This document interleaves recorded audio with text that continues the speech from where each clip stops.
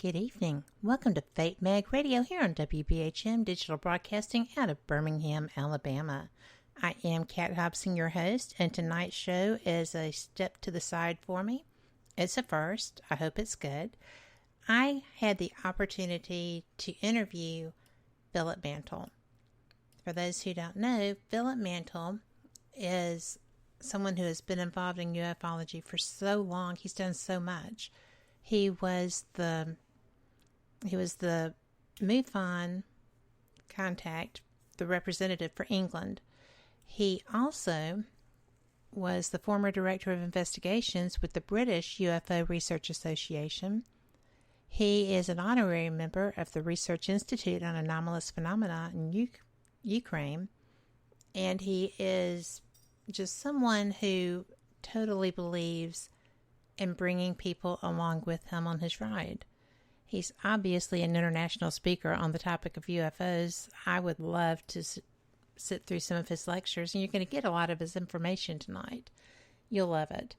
He is in the UK, so we did this pre-recorded show because it is the tiny wee hours for him. But if you have questions, you are welcome to put them in either of the chats, and I will be sure that he gets them. That was one of the things that we had discussed, was if you had any questions for him, he would be more than happy to answer them for you. He's a wonderful man, and I think you are really going to enjoy this episode of Fate Mag Radio with Philip Mantle. Enjoy! Good evening. The opinions and statements voiced by our guests do not necessarily reflect the opinions of this network. Enjoy the shows. You are listening to WBHM Digital Broadcasting, Birmingham, Alabama.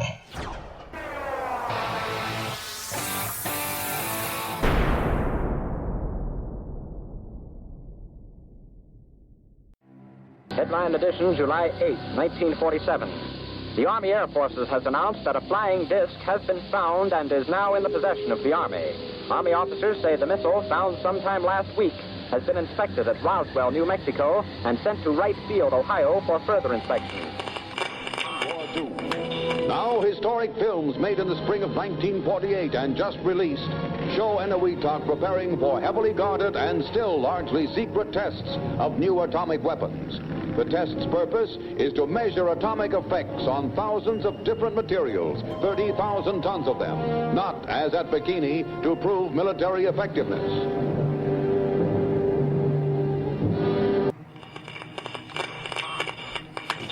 San Francisco police say that 9 persons have been arrested in a narcotics raid on the headquarters of the Grateful Dead, a widely popular singing group.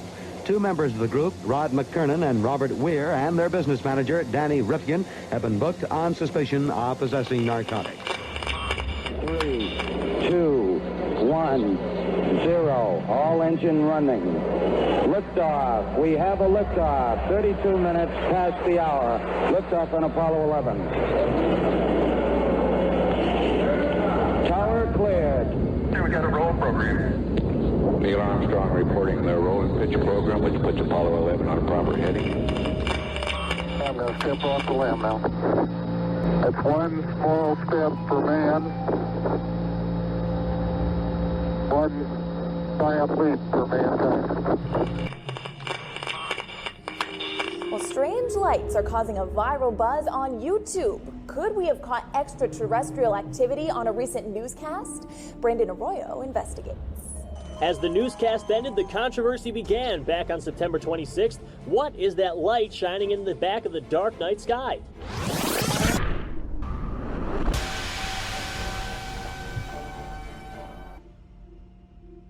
With coverage reaching all the way back to 1948, for over 70 years, Fate magazine has brought you reports of the strange and unknown, all of them true. Now, Fate Magazine Radio is carrying on that tradition of setting the standard in paranormal talk radio as we report and discuss some of the most mysterious and perplexing phenomena imaginable in this strange world of ours. Now, here is your host of Faith Magazine Radio, Kat Hobson.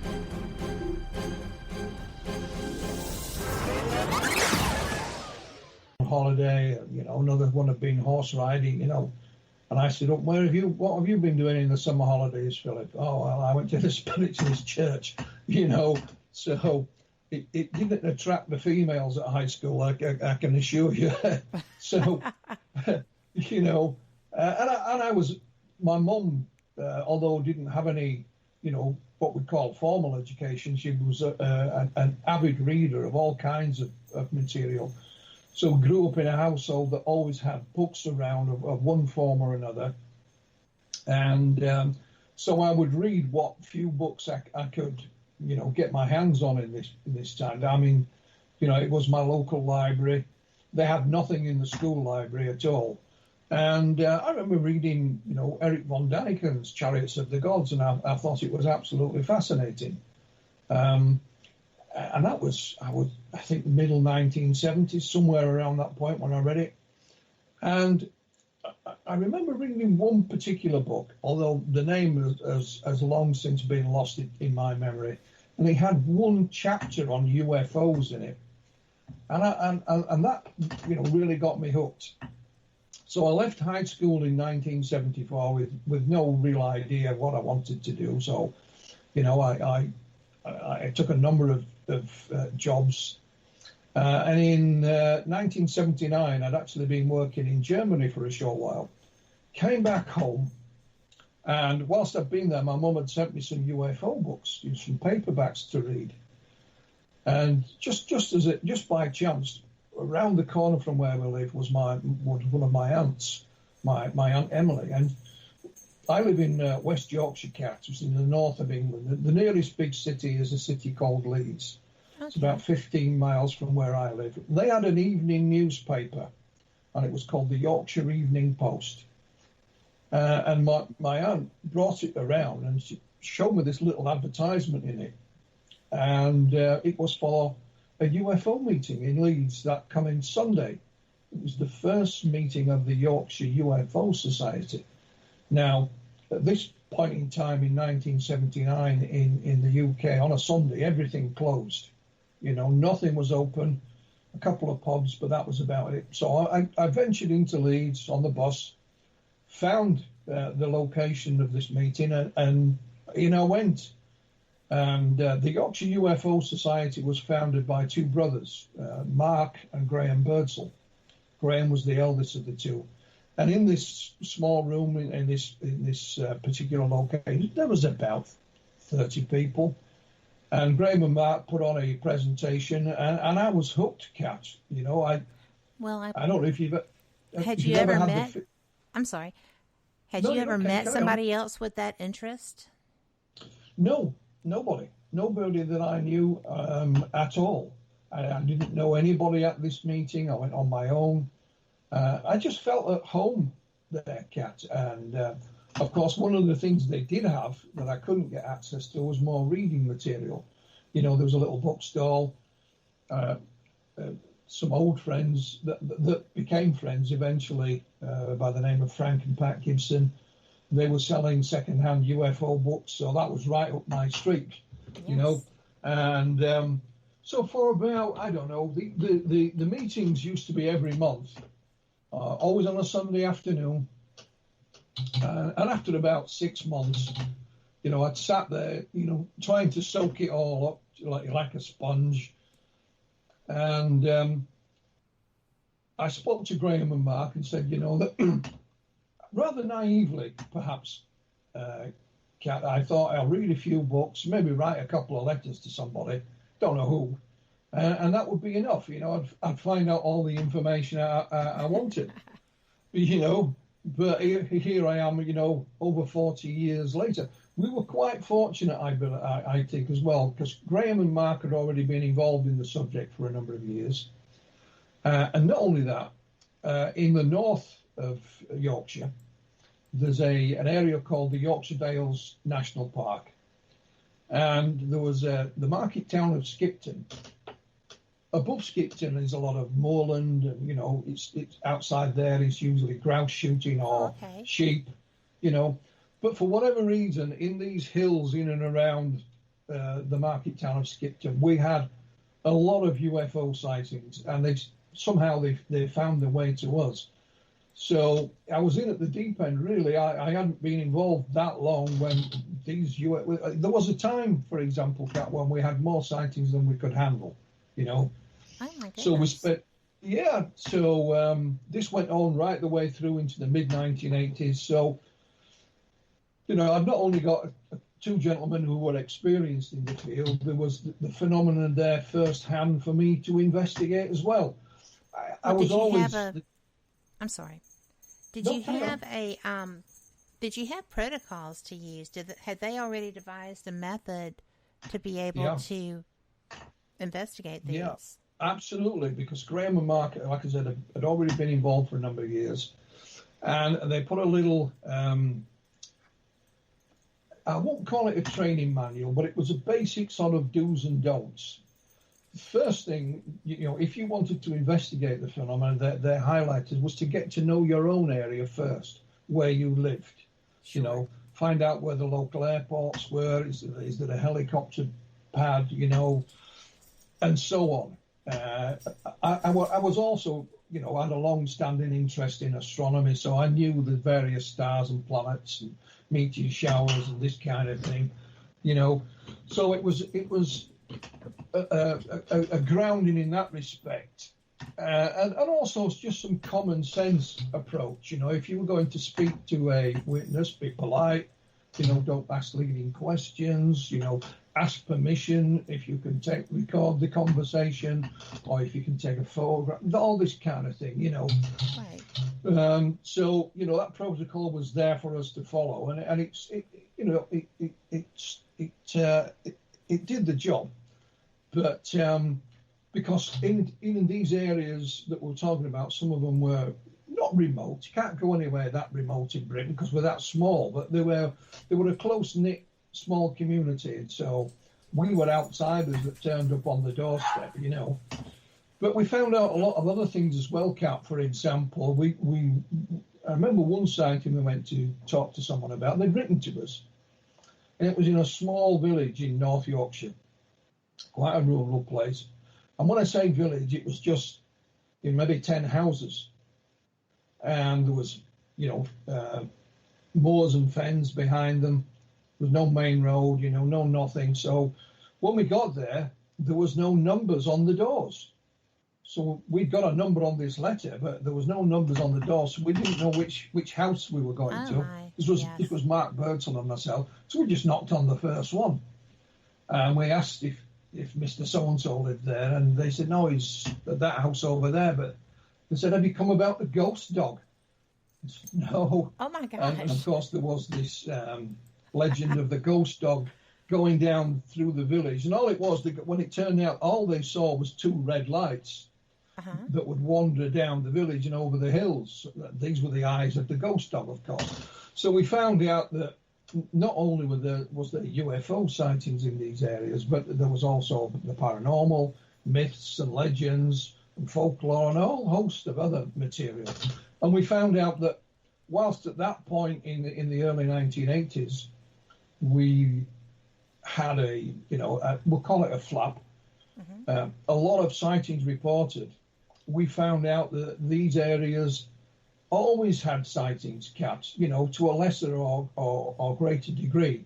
And they went back, decades, probably centuries. What we did, for example, we had we put a caravan on top of the moors and stayed in it for a week.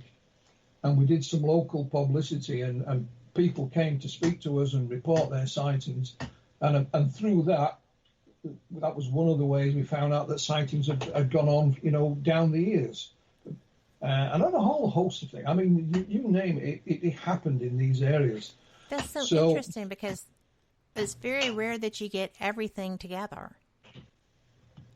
And yet, there you are. There was nothing that wasn't reported to us. There were some quite bizarre things. I remember, I'll give you one example. There was an elderly couple who lived near Skipton. And at this point in time, it's different now, there wasn't a main supermarket near to where they lived. there was one that was, 30 or 40 minutes drive away. Mm-hmm. So they would only go to the supermarket once every 2 weeks. And they did it on the same day, same routine. They were driving back from the supermarket and it was dark, same route that they'd always taken, and set back from the side of the road they were travelling along. They saw this large, in inverted commas, factory.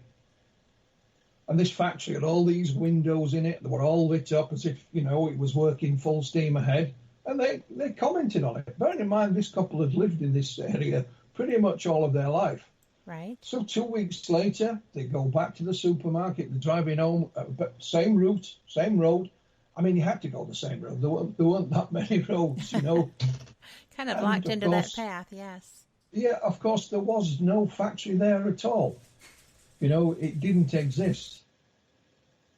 So that's just one of the strange and mysterious things that came out of this area, And so, like I said, my interest started. I joined the Yorkshire UFO Society. I was learnt the ropes pretty quickly by Mark and Graham, and I told them I wanted to learn more and do more. And I was always the type of chap that I wasn't satisfied by someone else telling me what to do. I wanted to find out things for myself. I'm the type of chap, if I saw a machine with a big red button that said "do not press," I wouldn't press it, but I'd want to know what would happen if I did press it. Yes. I'll give you an example. I worked most of my life as a technician in a factory, and I was being trained to work on this. I won't go into the boring details, but a huge, great piece of machinery, big plant. And my boss is saying, this goes through here and then you do this. And I said, and you had to do a certain operation and it had to last so many seconds. So I said to him, why so many seconds? Why not less? Why not more? And he says, Philip, I've been training people to operate this equipment for 10 years. And you're the first person that's ever asked me that. So I wanted to know what would happen if I didn't do it at that precise length of time. So he explained it to me, and that was fine. I understood. So I had the same approach, with the UFO phenomena. I wanted to find out for myself, and there was in my eyes there was two ways of doing that.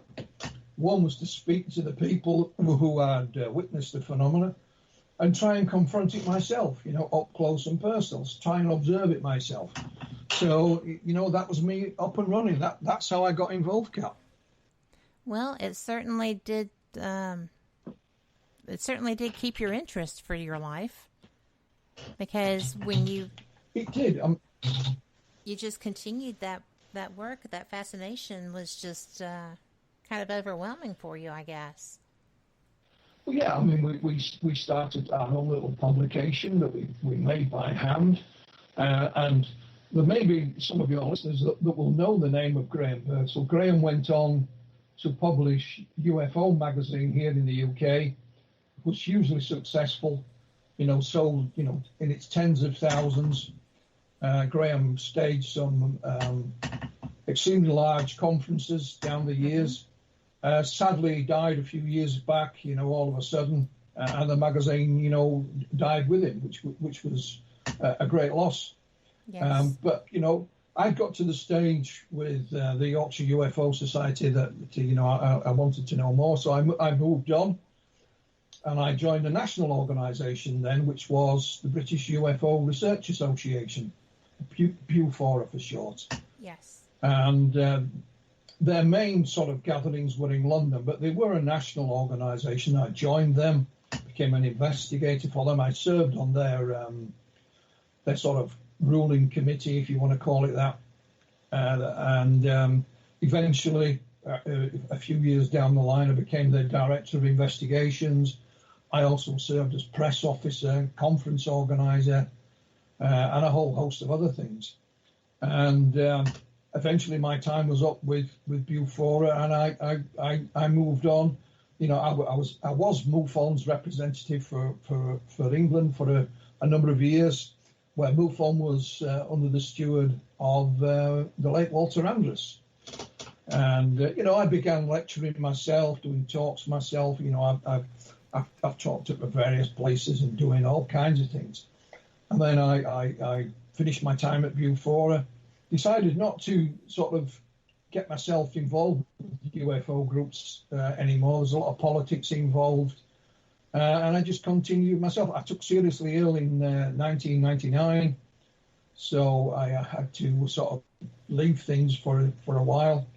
But, UFOs were never far from... I suffered a near-fatal heart attack in August 1999. Oh, my word. As part of my recovery, I started writing a book, because whilst my body was somewhat frail, my brains were still working. And I used that as part of my rehabilitation, And I remember I used to have an office at my house, and I'd be looking after the children as well, 2 young children. And whilst to keep the children occupied, I'd give them some paper and pencils, and they would sit next to me and they'd draw aliens. And I've still got the box full of their drawings to this very day.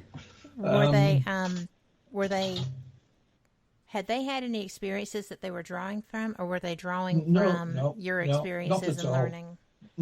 No, they were just copying what Dad was talking about, And whilst they're proud of some of the things I've done down the years, my 2 daughters have no interest in the subject at all. Neither does my wife. I understand. But, I'm the solo in our house too. Yeah. So I continued on looking for answers, and here we are today. You're listening to WBHM Digital Broadcasting, the best in paranormal talk, only on Paranormal Experience Radio, broadcasting live out of Birmingham, Alabama.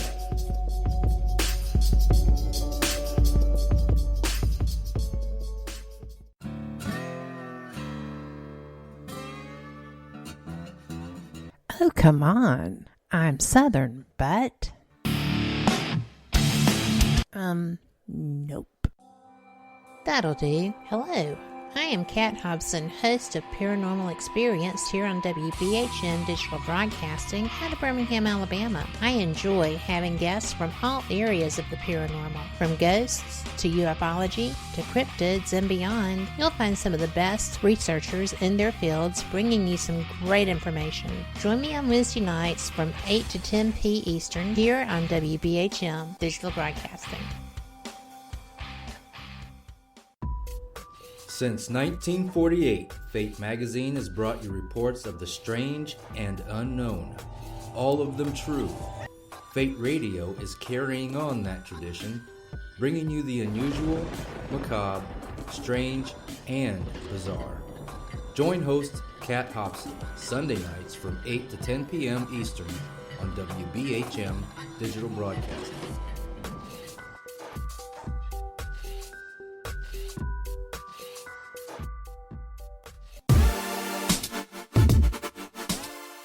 Listening to WBHM Digital Broadcasting, the best in paranormal talk, only on Paranormal Experienced Radio, broadcasting live out of Birmingham, Alabama. When people are so interested at a young age in something, it tends to stay with them as this has with you. And the fact that you were able to actually locate places to go, thanks to your mom, with the books when you were traveling, and then, when you came home, then you got the paper. That seems fairly serendipitous, doesn't it? I mean, this is like what you were being led to. Yeah, I've often wondered, it was just a lot of things, like you said, seemed to fall into place at the right time. And, down the years, I found that happens, Kat. I've tried to plan a lot of things, and I usually find that when I try and plan it, nothing goes according to that plan. And but if you sit back, let things happen, they tend to surprise the living daylights out of you. As did I remember going to the Yorkshire UFO Society, and it like I said, I didn't drive at that point, So you had to take the bus into Leeds. And when it was on a Sunday, there was like one bus an hour, because everything's shut here in the UK on Sundays at this point in time. I mean, some of the pubs would stay open for a couple of hours, but that was it.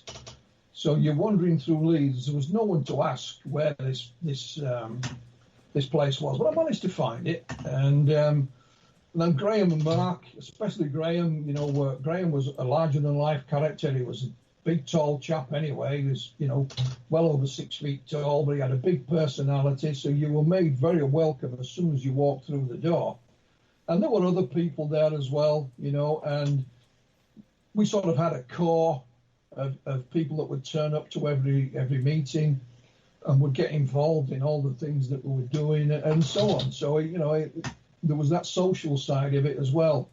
And like I said, I just felt at home, and I felt like I was in the right place. And, that for whatever it is, that's my niche in life.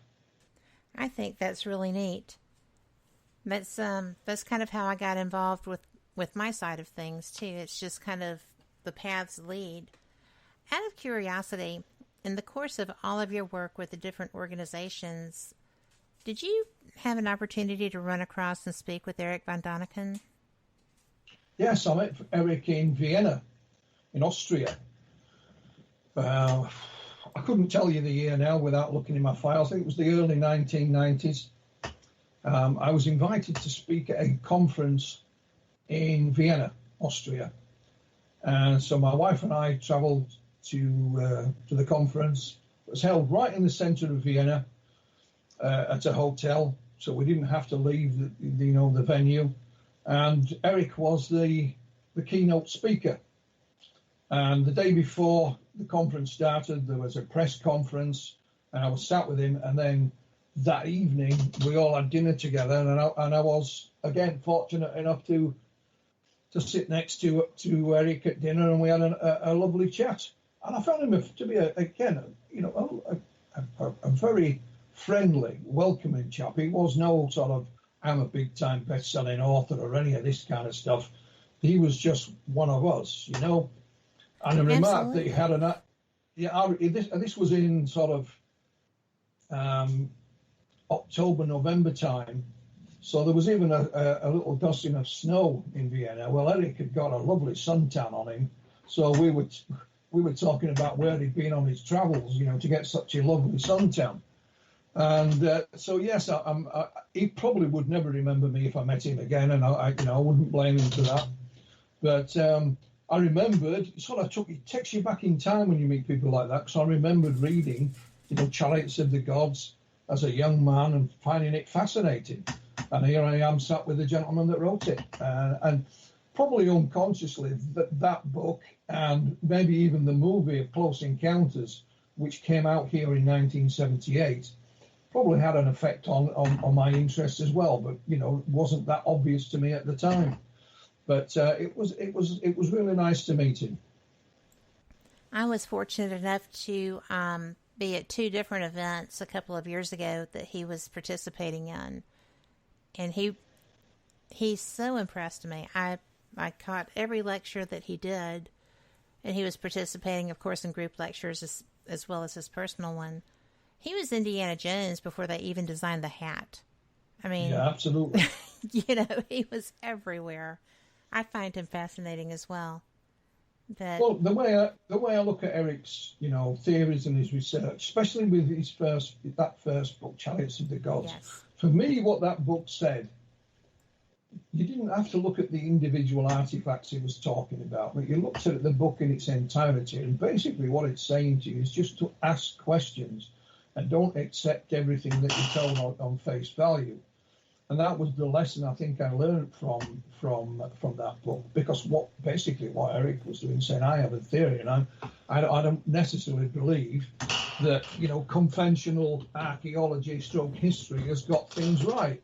Yes. And we know, just if you are an archaeologist or a historian, we all know that new discoveries happen every now and again, and you have to reevaluate your own particular hypotheses, or it will rewrite another part of history. So, what you are taught in school today may be different, next year. because of new information, new discoveries, and so on. So for me, it just taught you to ask questions and be inquisitive. And, I'd like to think that I am. And otherwise, I don't think I'd be sat here today. Well, I would agree. And I'm very glad that you are as inquisitive as you are, because you're bringing a lot of really neat people to the fore of this field. And I was curious, you focus a lot on UFO experiencer books. I think that's very neat, because I think that is a segment of the population that doesn't get enough attention in the UFO field. But I really enjoy the fact that you give them a safe place to come and tell their stories, and you promote them just very well. I have two friends who are in your stable of authors right now, so I think who's that? That would be Nancy Tremaine and Calvin Parker. And I didn't know that Nancy had brought her book over to your publishing house. So I think that's very cool. Yeah, well, again, in the early 1990s, I worked with a journalist by the name of Carl Negatis. Carl was a very well-respected Fleet Street journalist. He'd finished working in that field, and he was running his own small public relations company. And I'd actually worked with him when he worked in Fleet Street. We'd done a few features together. And he was working for a television production company, and they wanted a documentary on abductions. So Carl said, I know the right fella to speak to, and that was me. So we did some research on this. I mean, I already knew several, accounts and things of that nature. And in the end, the television company didn't go ahead with it. So I said to Carl, it's a shame we've done all this research. It would make a fascinating book. It just happens one of his other clients was a book publisher. Oh. So we spoke to them. They said, okay. And Carl and I decided to write the book together. So what I did at that point, Kat, was literally travel around the UK. I went everywhere, from Scotland, Wales. The only place I didn't go to is Ireland. I would have gone, but I just couldn't find anybody to interview there. And I interviewed some of the sort of well-known cases that were featured in Britain at that time, but a lot of new ones that weren't, and we put that together in a book called Without Consent, and that was published in 1994, and it only deals with abductions and missing time cases in the UK, from nowhere else. And as far as I'm aware, I may be wrong, but as far as I'm aware, it's still the only book to have done that. What we tried to do in that particular field was not just tell the stories, but to highlight that the people who have these experiences are just like you and me. You could go and be in a crowd, and they wouldn't stand out in a crowd anywhere. And at the time of these encounters, they were just going about their normal everyday routine, coming home from work. Another lady and her daughter was picking some wildflowers in some fields at the back of her house. Another chap's driving down to see his fiancée, and so on, And so these were just, there was nothing that made them stand out. You wouldn't be able to pick them out in a lineup, you know what I mean? And that we also tried to put across that these people were as baffled by what had happened to them as we were. Because a little thing we did after the book was published, actually, is I got a small number of witnesses, and I just said to them, what do you believe is the nature and origin of your encounter, your experience? Some were convinced it was, beings from another world. Some more thought it was some kind of spiritual experience.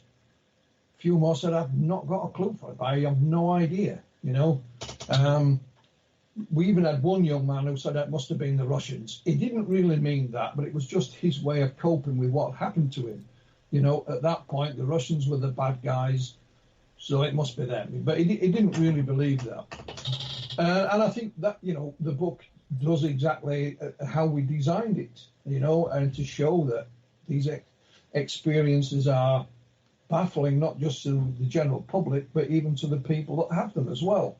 And we toyed with a number of possible ideas to try and explain them in the book, but at the end we just left it open because, if we're honest, we don't know and we can't prove anything. Well, that's what people seem to forget. There's so many people who actually experience very similar things. There's things that are off the charts that haven't been reported before. But, we don't have any idea what truly is happening until that discussion can be held with the people creating the experience. Mm-hmm. And I think the theories about these encounters have all come from the UFO researchers, mainly. Not entirely, but mainly. So I try to reverse that and say, well, I haven't had this encounter. It's not me. I've never had such an experience. You have. Yes. What do you think? And I'll give you one idea. There was a gentleman called John Day. Now, John, his wife, and children had an encounter back in the 1970s at a place called Aveley in Essex. Only a short drive from London. They'd been to their in-laws. They were driving back into the village. I won't go into the encounter because it's far too long. But we managed to find John. He'd moved on, because this is many years later, and interview him. One of the few people to actually have the privilege. And I said to John at the end of the interview, I just want to ask you a question, John. Was this encounter that you, your wife, and your children had, was it physically real? And he said, well, Philip, he said, not only do I not have the words in my vocabulary to explain the encounter, we, as a species, don't have the words. He says, the best way I can explain it to you is that if you went to a film set where they're making a movie, it's physical, you could knock on it, touch it, smell it. But he said, when you look round the back of it, it's fake. It's an illusion. And that's what he had to say. You make of that what you will, Cap. It was quite a profound statement, I found at the time, and I've still tried to puzzle over it even to this very day. And that's what he said. What it means is open to interpretation, as they say. But I found it fascinating nonetheless, because from a skeptical point of view, most people will think they're going to say that ETs and it's from the planet whatever, but that's not the case, And another example, I was a conference organizer for many years, and we held a conference in London where Whitman Strieber was, in Sheffield, was our main speaker. The whole conference was about encounters. I think we called it a day of abductions or something like that. Oh, that's interesting. I would have liked to have been there. Yeah, well, I remember somebody, I'm not saying whether you agree with Whitley or you like his books or not, but I'll tell you what, as a I respect him very much. I have done a workshop with him, and he's a brilliant lecturer and author. He was absolutely perfect.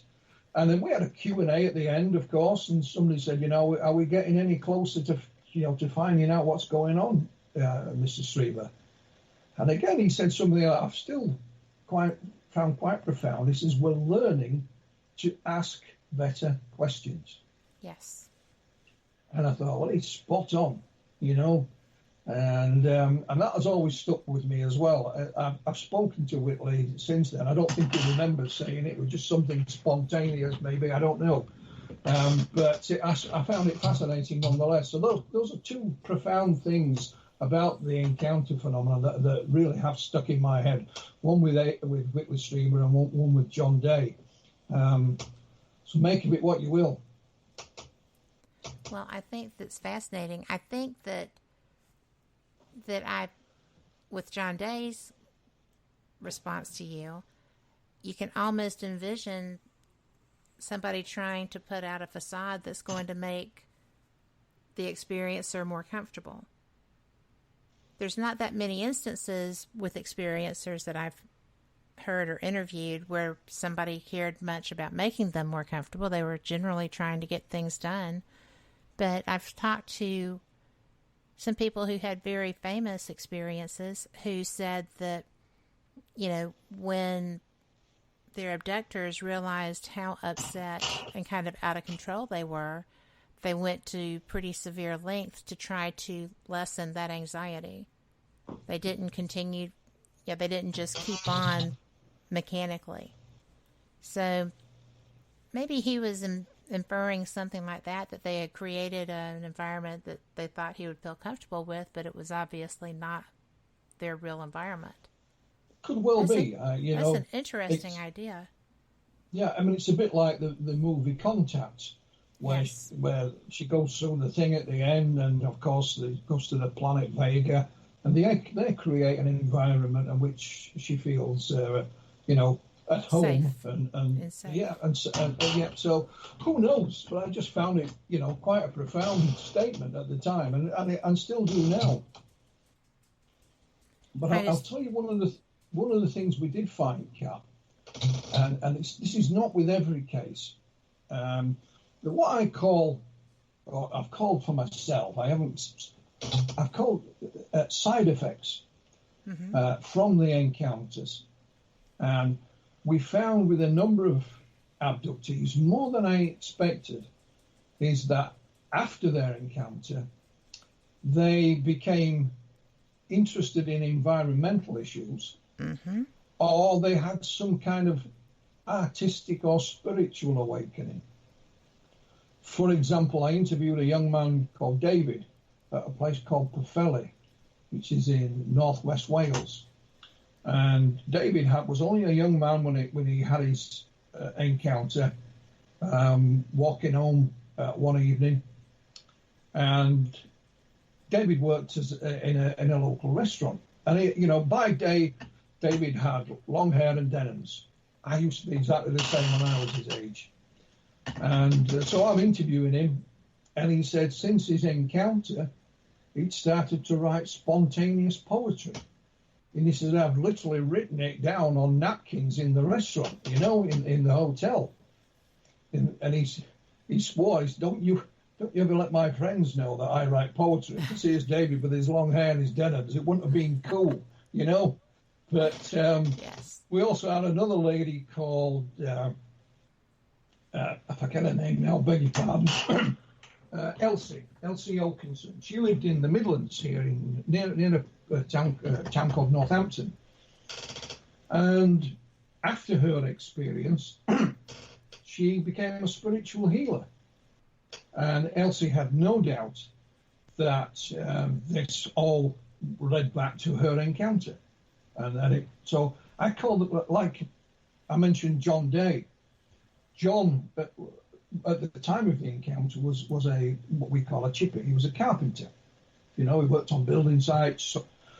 But after the encounter, him and his wife became fascinated with environmental issues. Now, I interviewed John many years after this, probably 20 years after the encounter had happened. And he was living in like an artist's commune in Suffolk. And he made the most beautiful doll's houses you've ever seen, Cap. Not that you'd ever let your children play with them. They were that good, And he said, he was still interested in the environmental side of things, which all stemmed from his encounter. And again, we as investigators, we tend to go and interview such people, and we concentrate on the facts of what they've experienced, what they want to tell us, what happened, what time it was, what did you see, and so on.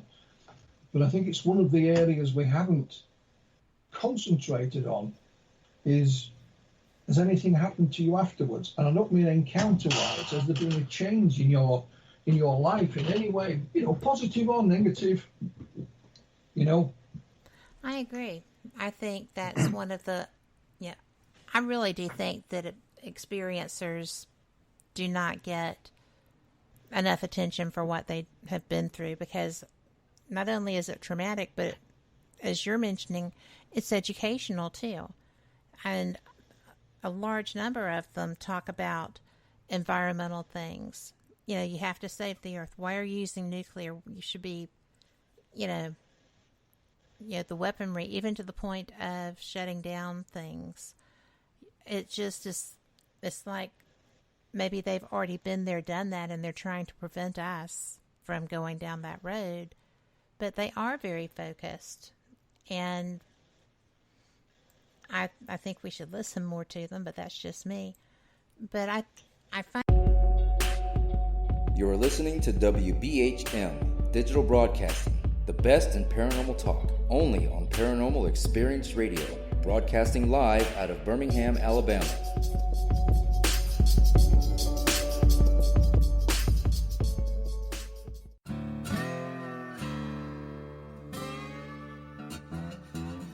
Oh, come on. I'm Southern, but... Nope. That'll do. Hello. I am Kat Hobson, host of Paranormal Experience here on WBHM Digital Broadcasting out of Birmingham, Alabama. I enjoy having guests from all areas of the paranormal, from ghosts to ufology to cryptids and beyond. You'll find some of the best researchers in their fields bringing you some great information. Join me on Wednesday nights from 8 to 10 p. Eastern here on WBHM Digital Broadcasting. Since 1948, Fate magazine has brought you reports of the strange and unknown, all of them true. Fate Radio is carrying on that tradition, bringing you the unusual, macabre, strange, and bizarre. Join host Kat Hobson Sunday nights from 8 to 10 p.m. Eastern on WBHM Digital Broadcasting.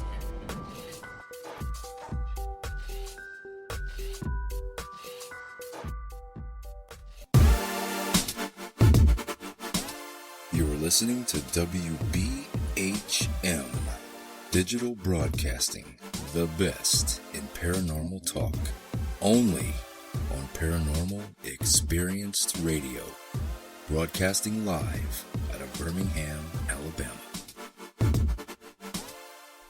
find it fascinating, truly, about the artistic things, because it's interesting when people have a transition like that. It just comes out of nowhere.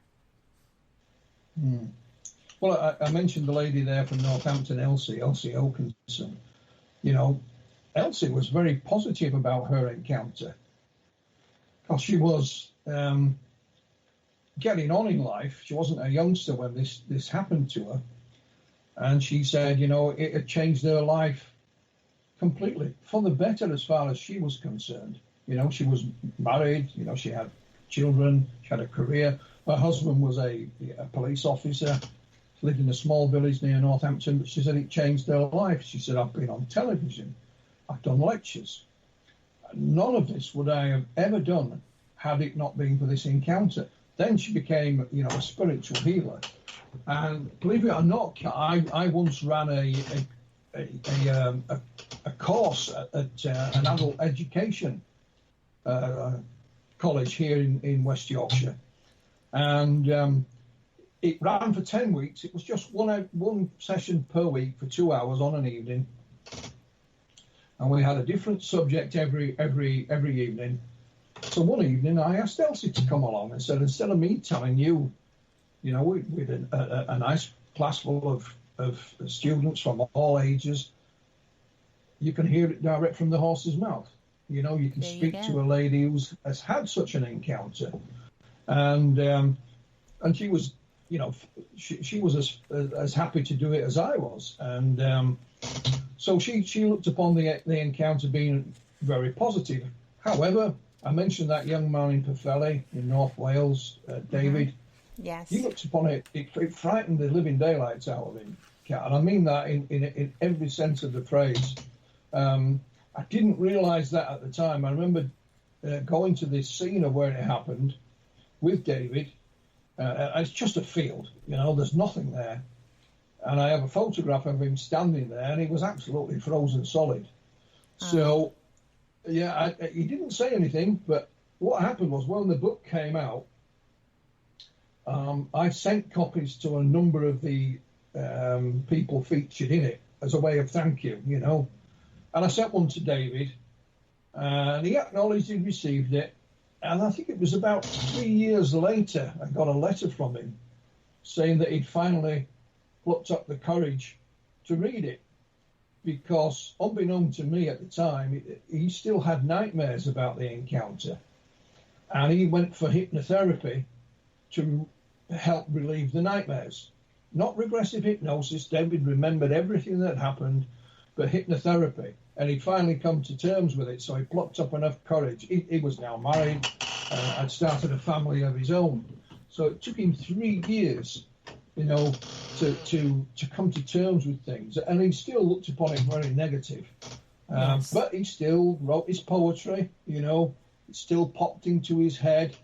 And this give you an aspect of David's encounter. When he was on board the UFO, this was a time when you had, do you remember the old Sony Walkmans? Little Walkman with your cassette player? Well, David had one. And the creatures that were there that took his cassette from him and put it in this console. And he said, I'm lying on this table in this otherworldly surrounding. There's a huge screen or window, and he could see the planets going past him. And then out of nowhere came this rock music that was on his cassette tape.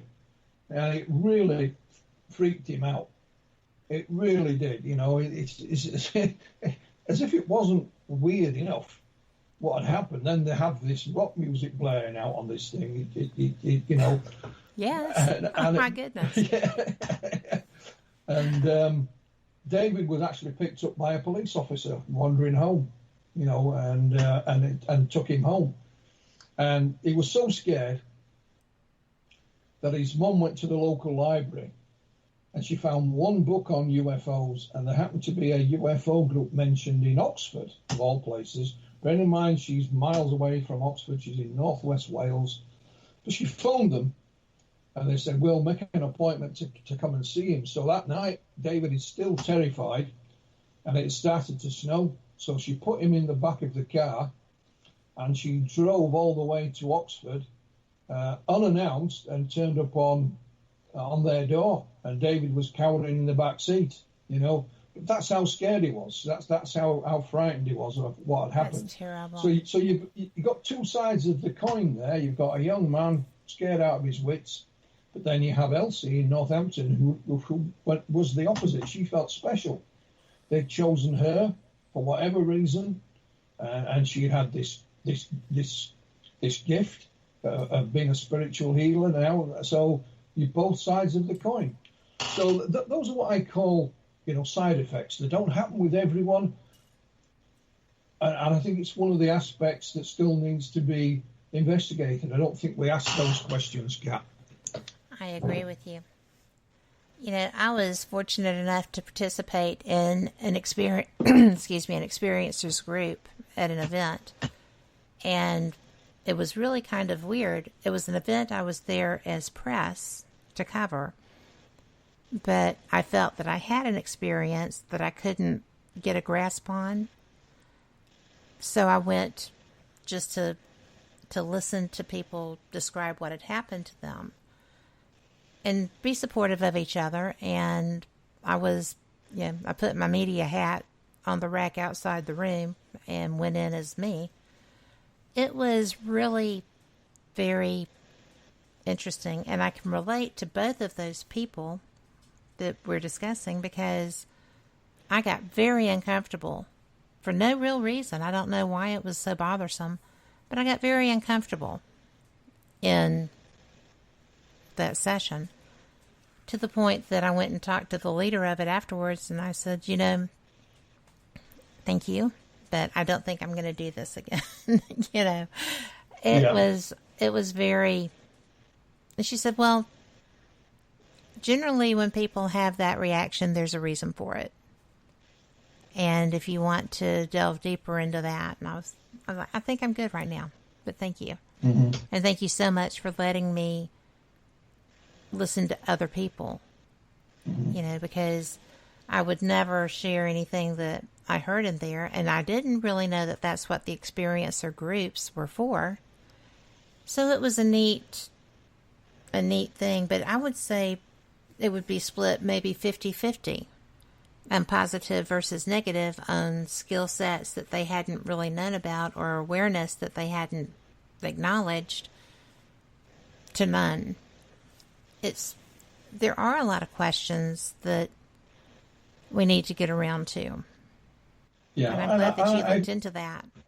Yeah, I found with a number of them, it was this, that they were grateful for someone to talk to, and somebody who just sat there and listened and didn't come out with stupid questions, didn't laugh at them, because they'd gone down this route. A lady who lived not far from where I was, called Jane. Jane's encounters continued. It wasn't a one-off. These were ongoing. Mm-hmm. So when they first began, she spoke to her parents, because she wasn't living at home. She had her own family at that point.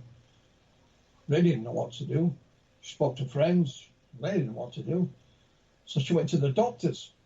She thought, I must be going off my head, The doctor gave her some pills, said this'll cure it. Of course, it didn't. So she told the doctor in no uncertain terms what he could do with his medication. This was an era when any housewife went to see a doctor here, they were given some kind of tranquilizer, Oh, yes. But it didn't stop anything. And then who do you turn to next? And it just so happened she saw me in a local newspaper and contacted me. And I was the first person to sort of go along, sit down and just say, just tell me what happened. What have you experienced? And let her relate that.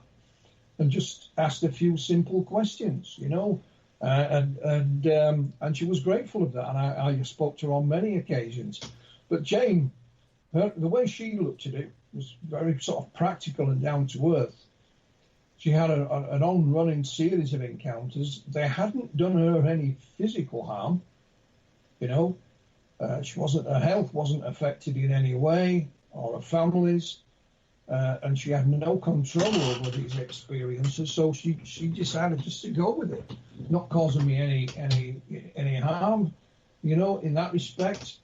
And there doesn't seem like anything I can do to prevent it, from stop it, and she just got on with the rest of her life, and didn't let these experiences control her in any way or upset her in any way. So even though they were ongoing, she was sort of in charge in her own life, if you see what I mean. Absolutely, just taking ownership. Yeah, and she was very grateful. I introduced her to a couple of other abductees to whom she spoke. She said she still had reservations. She thought, is this some kind of psychological thing that's happening to me? So I had a psychologist colleague at the time. I said, do you want to go speak to him? He was a chap called Dr. John Shaw, was head of the department at a local university. She said, yeah. So I left her home with Dr. Shaw, and he said, she's not suffering from any psychological problems at all. She's just a normal person like the rest of us. But it was nonetheless fascinating how different people dealt with the encounters, Kat. Well, yeah, it's such a personal thing. It is. Have you ever had an encounter? No, I haven't. I've had a couple of UFO sightings, only brief things. I mentioned earlier that we had a lot of sightings in and around the Yorkshire Dales National Park. Yes. I couldn't drive at that point. So one evening, I think it was around about 1981, 82, I can't remember the date now, Graham Bursell phoned me and he said, do you fancy going up onto the moors? I knew what he meant. Just outside of Skipton was an area called Carlton Moor. There's a little village called Carlton below it. And we'd had a lot of sightings in this area. So we'd been there many times. We knew exactly what it looked like. There was nothing on this moor at all. Yeah, not a building, nothing. So Graham came and picked me up. It takes just over an hour or so to get to this location. So it's pitch black by the time we're there. We're just chatting away, and in the distance across Caltamore, we saw this little light, little white light. And we know beyond the moor, down in a valley, there was a little village, but you couldn't see any of it. You wouldn't know it was there.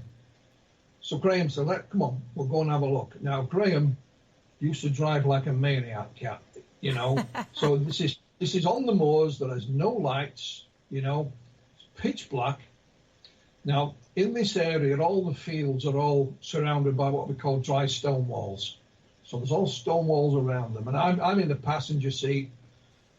And I looked out the window, and I don't know whether the wall was down or there was a gate there that you could see through, but I could see right down the valley. And there, hanging in the sky, was a huge cartwheel of lights. Just a huge, massive coloured lights in the sky. And then we were past it and gone. So I tells Graham, and all it did was make him drive even faster, And we drove down into this little village. We drove through the village. There was like a circular route around Carlton Moor that you could do. We circled all around the moor, back to our original position, and never saw anything else. And all it did was make Graham even more angry, because he hadn't seen it. He'd been concentrating on the road ahead because it was pitch black, And I don't know what it is. There's nothing there, Kat. There's nothing, man-made in that area that could have caused these lights. The moor is just heather, and they used to have grouse shooting on it. There's no livestock or anything like that. There's no buildings, nothing. And even if there were, nothing of this description. Live from NPR News, I'm Barbara Klein. Anti-racism and police brutality protesters marched in several cities across the country from last night into the early hours of this morning. NPR's Joel Rose reports violence between protesters and police broke out in Portland and Seattle. Thousands gathered for another night of protests over the killing of George Floyd, protests that escalated after federal law enforcement agents were sent to Portland. In Seattle, thousands of people marched downtown carrying signs such as "Feds Go Home." Seattle police say some in the crowd smashed windows and set fire to a construction site, leading them to declare a riot.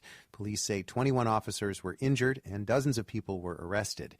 In Portland, police deployed tear gas to disperse a crowd early Sunday morning, as weeks of clashes between protesters and federal agents there showed no signs of abating. Joel Rose, NPR News. In South Texas, communities struggling with COVID-19 hotspots are dealing with the aftermath of Hurricane Hannah. It made landfall last evening, and Texas Public Radio's Maria Mendez reports there's major flooding and power is out to tens of thousands of homes and businesses. In addition to potential flood emergencies in South Texas, 14 counties are under a tornado watch for the remainder of the day. Governor Greg Abbott told reporters Saturday that the Texas National Guard would assist in rescue efforts and the Texas Military Division would send 17 virus testing teams to shelters. We cannot allow this hurricane to lead to a more catastrophically deadly event by stoking additional spread of COVID-19. Abbott issued a disaster declaration for 32 counties ahead of Hannah's landfall. He also requested a federal emergency declaration. I'm Maria Mendez in Laredo. White House Chief of Staff Mark Meadows says a Republican coronavirus relief package will be made public tomorrow. He says the Trump administration supports extending pandemic unemployment benefits, but not at the level of the previous program. We are going to be prepared on Monday to provide unemployment insurance extension that would be 70% of whatever the wages you were prior to being unemployed. Meadows says the administration believes the previous payment scale encouraged people to stay home by paying more than they'd make going back to work. Millions of Americans stand to lose the enhanced unemployment benefits Friday. The CDC says there were more than 64,000 new coronavirus infections in the U.S. since the previous daily count, and more than 900 more COVID patients died in the same period. U.S. deaths now top 145,000. This is NPR News. The U.S. Special Representative for Afghanistan, Zalmay Khalilzad, is heading to Kabul to push for peace talks between the Afghan government and the Taliban. The U.S. has been reducing troops in the country under an agreement to pave the way for formal negotiations. Thousands of Israelis have protested outside the official residence of Prime Minister Benjamin Netanyahu, demanding he resign. NPR's Daniel Estrin reports from Jerusalem the demonstrations have been growing over the last 2 weeks. Police say about 5,000 Israelis demonstrated. They shouted, "Shame." Most wore masks. And they carried homemade signs with slogans like "Hasta la vista, Bibi." Bibi is Netanyahu's nickname. They're fed up with Netanyahu, who's facing bribery charges. They're struggling to make ends meet during the pandemic. Protester Avigail Rose. Every month is getting more and more harder, and I feel like there's no one that cares about us, and that's just a bad feeling to have. She was among scores of protesters arrested in recent weeks. Late at night, police tried to disperse small groups of demonstrators by shooting powerful streams of water at them. The government minister in charge of the police, who's a confidant of Netanyahu, says he wants to limit the protests. Daniel Estrin, NPR News, Jerusalem. French authorities have charged a church volunteer who's confessed to setting a fire that gutted a 15th-century Gothic cathedral in Nantes. The man, a Rwandan refugee, is reportedly repentant. I'm Barbara Klein, NPR News. And then several years later, this is July 1984, and I think I mentioned earlier, I was a technician in a factory. Yes. And I was working 10 p.m. one night, and so I got out of the building just before 10 p.m. I could drive by this time, and it was one long road about just over 2 miles home. A lovely summer's evening, nice bright red glow in the sky. As soon as I got out onto the main road, I could see these lights in the sky in the distance. And I didn't have to look up. They were in my field of view. And I knew they shouldn't be there. I knew there was nothing there. So I drove for about a mile. I pulled into a lay-by. And I could see these lights even brighter now. So I drove about another mile to another lay-by. And I lived on a hill. And in the valley below us is the city of Leeds. And to the right was another hill, and that was the suburb of Leeds called Middleton. It was 2 lights that were hung above Middleton. Side by side, they were like a pearly white in colour. The one on the right was slightly larger than the one on the left.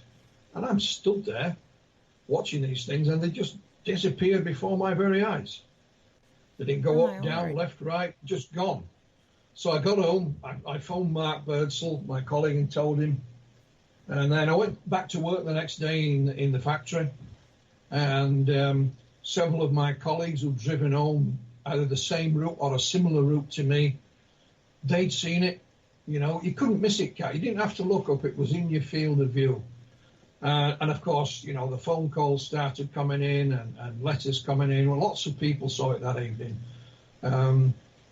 We tried our best to try and figure out what it was, you know, but we never could. Make of it what you will. Those are the only 2 things that I can say that I've seen that were out of the ordinary, but nothing else. That is so interesting. But I think, so you had 2 different visual experiences. That to me is just so neat. I live outside the metropolitan area. I'm a suburb, but barely. And I have a mountain behind me, and I'm a hammock layer. I go outside if there's a meteor shower or something and just sit outside and watch the show. Almost invariably, when I'm out there, I will get objects moving. And at first I assumed they were satellites, and then I started using a tracker for that, and I'm just like, well, probably not. Because they will come from different directions, park like in a constellation form, be near a constellation, and They just sit there. They don't go off. They don't, do light anything. I think they're there to watch the meteors too. I mean, I know that sounds random. They see everything. If they're out flying around, they can see whatever. But it's happened a couple of different times. The first time I called a friend of mine with MUFON and said, I'm looking at this. I have the coordinates of it. One came from my left and one came from my right. And they just stopped. And he said, well, you need to file a report. And I said, well, I am. I'm talking to you. And so he was like, no, really. Go to MUFON.com and file something. And I went through the whole process, and then it wouldn't load. And I was done with that at that point because I had a meteor shower to watch. But it was so unexpected the first time it happened. Now it's just kind of like, I look around to see if they're running late, But it's so discombobulating the first time that you see something. To me, even if you're interested in it and you're excited to have the opportunity to see something, it's still unusual. And it still gives me pause every time. I'd agree with you. And it also goes, I think it confirms, not if you have any doubts, but it confirms you're not wasting your time. That yes. you are doing the right thing. And even if I was wasting my time, it's my time to waste anyway. Exactly. So it doesn't matter. But, it confirmed for me we were doing the right thing, we're in the right place. I mean, we've been on Carlton Moor many times. And like you said, we watch the meteor showers from the moors because there's no lights of the towns or cities to obscure it, and they are absolutely fabulous to watch. And but we tried our damnedest to get up close and personal with the phenomena in these areas. That was as closest that I ever got to it, and it confirmed for me that the phenomena was real, and I wasn't wasting my time. Yes. Well, I actually kind of fell into ufology. I'm a paranormal investigator because I can tell when something is around. And then I try to document it. I don't try to base it on me. But I started going to UFO conferences. I started talking to people that had, much stronger experience memories than me. And it was just like, well, here I am. I covered the first Alien Con and the second. The second was better logistically. The first one, they didn't expect the crowds that they got. They didn't realize their popularity. And instead of 3,000, they had between 9,000 and 10,000 at least. Well, wow. So, it was cool, except there was no place to. It was a fairly small convention center, and it was full. So a lot of the lectures had to move out into the exhibition halls, and they were still great lectures, but the acoustics were not quite as good. And I've covered, contact in the desert. I have just found that I am fairly mesmerized by this topic. My first one ever was the Ozark Mountain UFO conference. And that's where I met Nancy. It's when she first came public with her experiences after she wrote her first book. Yeah. So I was so taken by her experience, and I really like her. She's a nice woman, and it was pretty fascinating. I was so impressed. And another friend of mine, Nancy and I had just met, but my friend Chase Klotsky was presenting there, and I'd never heard her lecture, so I was so excited to actually be where, she did that. It's when she first got her evidence on the elongated skulls from Peru and Bolivia. But I think that reading people like your books and your author's books. You know, I was lucky enough to get to know Calvin Parker at last year's International UFO Congress, which I was also covering. I met so many people, but Calvin's story stuck out because it was almost local to me. And we're not that far apart in age. I could totally envision what happened to him because I knew the area. And not only that, when I finally found him and Waynette at the book table, I was like, I have been searching for you. You're the only people who talk like me here. It's so nice to talk to you. So, and they're charming. They're such wonderful people. But if his experience had been what I found the first time, I don't know that I would have left my house.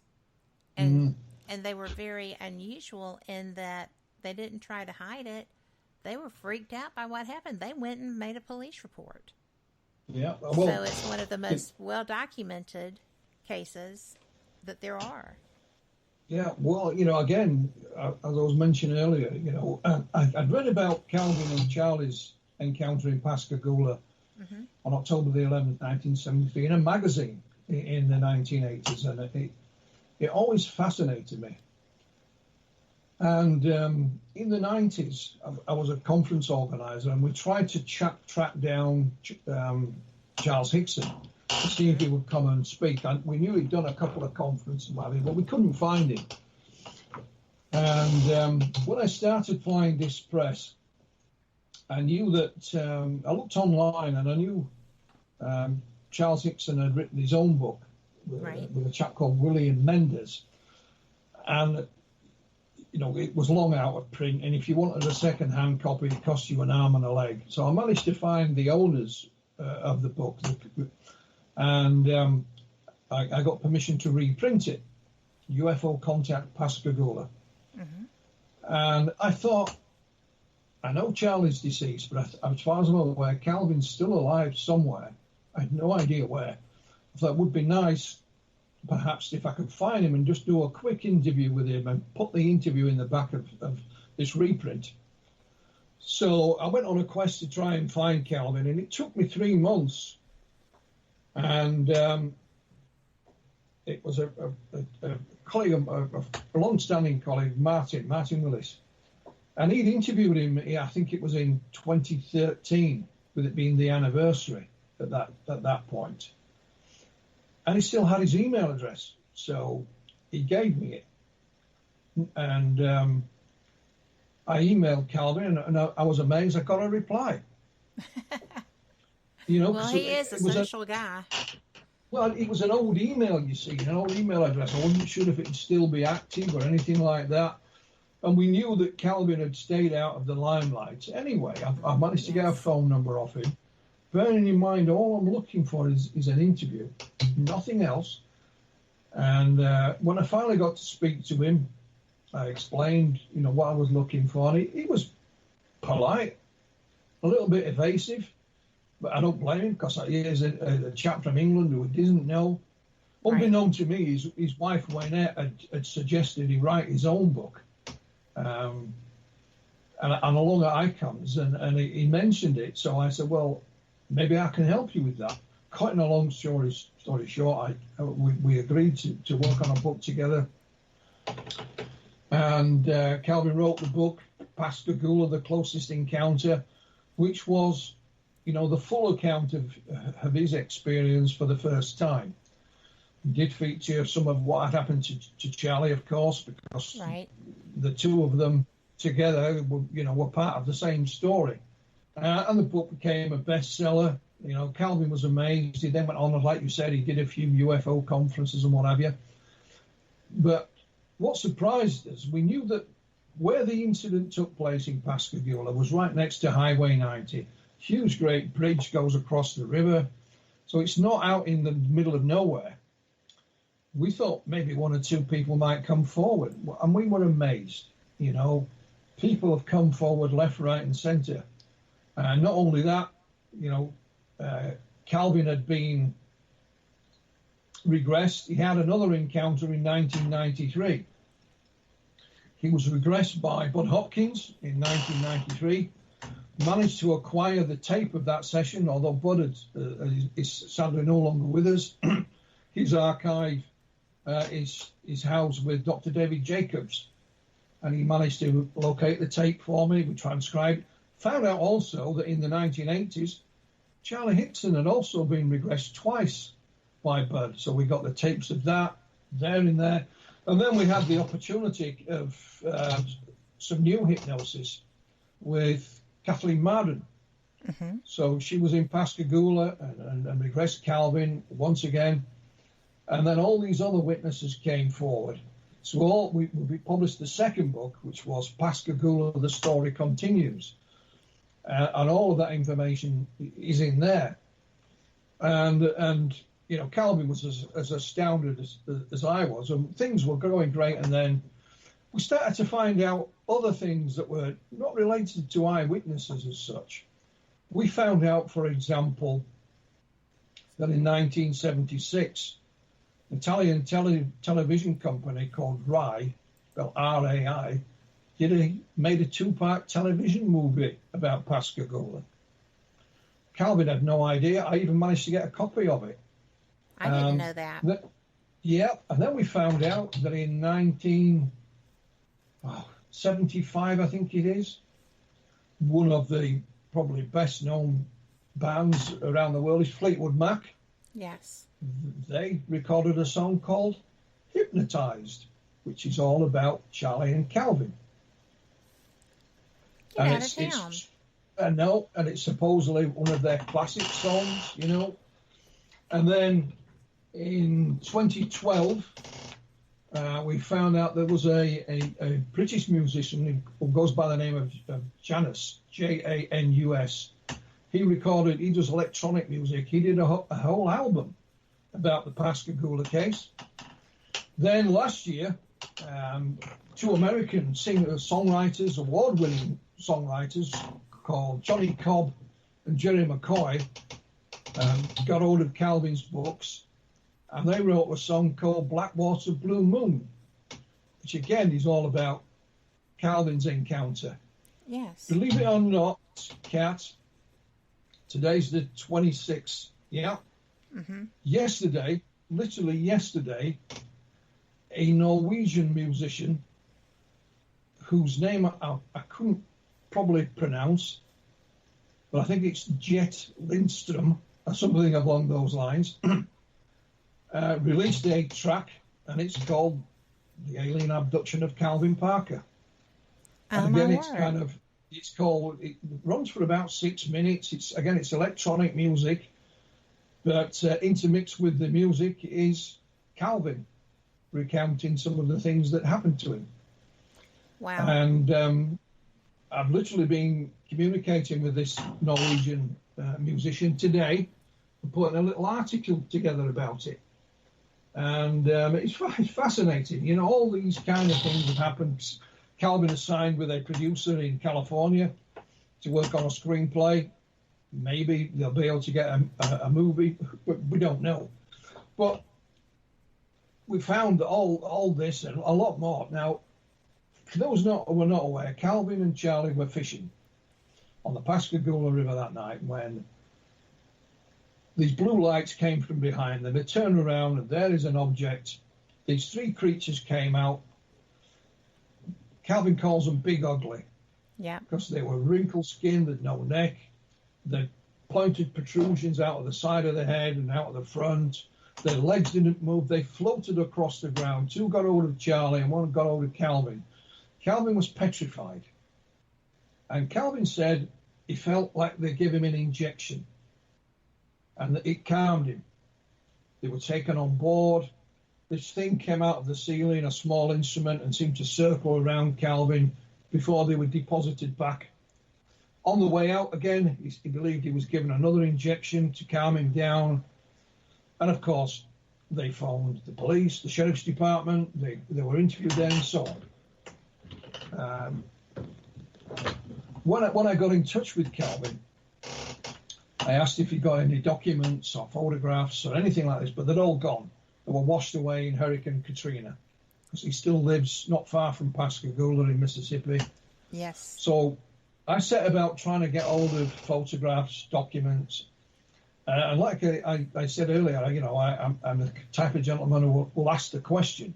And I just asked everybody, Kat, that I knew that had been around at that time, or UFO groups have been around at that time. Just after this, of course, Hynek was on the scene within 72 hours, like Dr. Hynek. Not long after, he set up the Center for UFO Research. So I contacted QFOS. Have you got any files on Pascagoula? And they sent me one. It was a PDF format. Most of it is newspaper cuttings, but right in amongst this, Kat, is a one-page typewritten, not handwritten, not computer-written, typewritten document. And it details a physical examination of both Charlie and Calvin. And whoever's doing the examination says that he found, in inverted commas, puncture wounds on both of them. Now, bearing in mind, Calvin said he felt it like he'd been injected. Yes. And we believe this was written up by Dr. James Harder, because he was on scene with Hynek. And although he wasn't a medical doctor, Calvin said, well, he did examine us. We stripped down to our underclothes, and he did give us an examination. And so that was fascinating enough. Calvin went on to do some local television, and it ran for about 8 minutes, like a little mini thing. Somebody put this on to YouTube. And with certain clips on YouTube, you can leave comments underneath. Yes. Somebody wrote, my mum and dad were on the opposite side of the river that night, and they saw it too. I got in touch with this person. She was a young lady. She gave me her mum and dad's name, and with their permission, their telephone number. And this was Mr. and Mrs. Blair. They live now in Alabama, but at the time they lived locally. And what they told us was, on that night in question, they were indeed on the opposite side of the river. Mr. Blair worked in the fishing industry. He was waiting for a boat to come in, and it was late. And he'd been having, he was, how can I say it? It was a bit disgruntled that the boat was late. And Mrs. Blair standing on this little pier, and she said, I could see this blue light over the other side of the river. And he said it seemed to be either looking for something, or perhaps it didn't know where it was going. Mr. Blair saw it as well. And then their boat arrived. So they're walking along this little pier in the dark. And Mrs. Blair said there was this huge splash in the water next to him. Mr. Blair heard it as well, but like I said, he was a bit grumpy, She said, I looked down into the water and there was this grey man. She said, he had no neck, it was stiff. His legs didn't move, and he went under the water. And she said, I didn't see him come up. She was terrified. She ran up to the boat, threw Mr. Blair's belongings onto it, and then she had to go back down the same way she'd come, and off she went. And I would have been freaked out. That's scary. Yeah. Then, of course, the next day, she sees on the local news what had happened to Charlie and Calvin, and they were on the opposite side of the river. Of course, they saw the blue light. That was their first indication. Now, Mr. Blair, I spoke to him as well. And, yeah, I saw it. Then Mr. Blair, unfortunately, took seriously ill. And he was in hospital. And Mrs. Blair phoned us, and she said, I can't believe this, Philip. But Jerry, she called him, has told me that he saw the creature that night as well. And he'd never admitted that before. So I spoke to Mr. Blair. He says, Philip, he called it the humanoid. He says, I saw the humanoid. Oh, wow. It came up out of the water, went back across the river, and I saw the UFO take off. And we have him on film. Mrs. Blair recorded this as well, on a mobile phone, on her cell phone. Sadly, since then, Mr. Blair has passed away. So it was he wanted to tell us the truth before he knew how seriously ill it was. It wasn't a recent illness. It was a long-running thing. And then you know, we've had all kinds of people come forward. That one of the last ones, I mentioned that the bridge goes over the river. But a gentleman say, I was driving over that bridge that night with my wife, and I saw the blue light down below. And he says, I thought, if that's an aircraft, it must be going to crash. It was that low. Oh, wow. And he said, I only saw it for, 20, 30 seconds as I'm driving across the bridge. He says, but the following day, he went to his grandmother's house. She lived down near the water somewhere by the river. And it was just a social visit. He didn't mention anything. And he says, guess what? Grandma said, you'll never believe what I saw last night. The same blue UFO. And he said, I could not believe it, So we had another one by the name of Louis Lee, Mr. Lee. Mm-hmm. Calvin was doing a book signing in Pascagoula. And Mr. Lee came up, an elderly gentleman, bought a book and just said to Calvin, oh, by the way, I saw that thing that night. And then it was gone. But luckily, someone had been taking photographs at the time. There we have a picture of this gentleman, with Calvin signing the book. He looked about the same age or a little bit older than Calvin, white-haired gentleman. So I put that out on social media, and someone at one of the local facilities in Pascagoula contacted me and said, I know that is. I know that. I'll see if I can get permission to pass the details on, which they did. So we spoke to Mr. Lee. Now, what Mr. Lee told us is he used to work, he had a regular day job, and sometimes he would moonlight on an evening. You weren't supposed to work for someone else, but he was a crane driver in the shipyard. And he said, I was moonlighting. So he said, I got in my cab on the crane was about 10, 12 feet off the ground. Got in the cab that night, and he says, as soon as I got in the cab, he said, you could see it, Philip. I can't do a Mississippi accent, so I do apologize. He just said it's the darndest thing you ever did see. He described it as almost like a diamond-shaped blue thing, bluish white. And he said, the only reason I took my eyes off it is because I had a load on the end of my crane. And someone shouted down below, like, watch out, or what? I didn't want to hurt anyone. He said, and when I looked back, it had gone. Now, Mr. Lee didn't keep it a secret. He told his family, but he never went public with it. And there's others, Kat. These are just the ones that I can recall off the top of my head. Well, I had somebody at an event that I was speaking at come up and tell me afterward that she had that same experience. She saw Calvin and Charlie's UFO. Yep. And we know, that was so weird. Yeah, we know there's others. For example, there's one of the shops in Pascagoula. The lady there told me that one of her customers came in. I think she made some key rings and things like that. She may have had a couple of books of Calvin's in the window, And this elderly lady came in to buy something and just happened to say, oh, that's interesting. We lived near the river and I saw it that night. Now, we've tracked down this lady. We've tracked down this lady, but she doesn't want to speak, which is fair enough if that's the case. So we know even now there are others that still haven't gone on the record. And we were pursuing these with a vengeance before the lockdown, before the COVID-19 pandemic, And then, of course, we found out all these other things about Fleetwood Mac and the movie made in Italy. And then just yesterday, this Norwegian musician. Calvin and I say we don't know what's going to happen next. We really don't.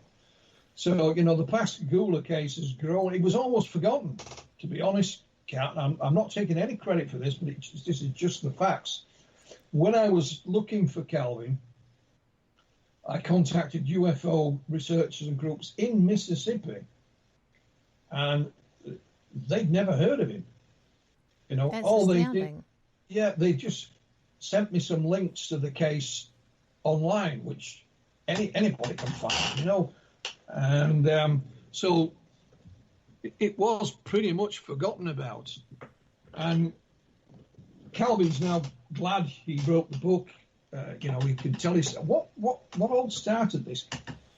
Before I got in contact with Calvin, him and Wayne had been to a friend's funeral. And I don't know if he was signing some kind of book of condolence, but he signed his name. And as they're coming out, people saw his name, and it was like, wink, wink, nudge, nudge. Are you, that fella? And Calvin thought this was disrespectful. This was a gentleman's funeral. But Waynette, as you met Waynette, I have indeed. She said, well, why don't you write a book and then everybody knows your story? They don't have to be doing wink, wink, nudge, nudge. Yes. Even Waynette did not know the full story, and he tried to put her off, as I'll write it, and then out of the blue I popped up, and but now he's glad he did it and he's got it off his he's got it off his shoulder. I mean, it haunted him for decades. I don't know if people remember the old TV show of the Hulk. Well, starring Lou Ferrigno. Well, he used to, Dr. Banner used to move from town to town, and when they found out who he was, he'd move on. Well, Calvin was a bit like that, when he found out who he was, he didn't want to know, and this, Calvin had no interest in it. He didn't want to appear on TV or anything like that. He'd do a little thing every now and again because Charlie would ask him to. And this is another little story that people may not know about Calvin Parker. He was, I think it's Iowa, he was working in. He was working in the oil business. And he got to know a lady who worked in the local store. And they were just friends, anything untoward, just, he chatted to her. And she said to him, I know who you are. Yeah. Anyway, she asked Calvin if he would go and chat to this elderly gentleman for her. So Calvin thought, yeah, why not? He's a polite chap, is Calvin. He's very homely, very friendly. And he thought probably a lonely old guy that lives on his own. So he agreed. And I said, when we drive up to this place, she just walks straight in the house. And I goes in afterwards and then starts talking to him. And he starts talking about Roswell. Well, Calvin had no idea what he was talking about.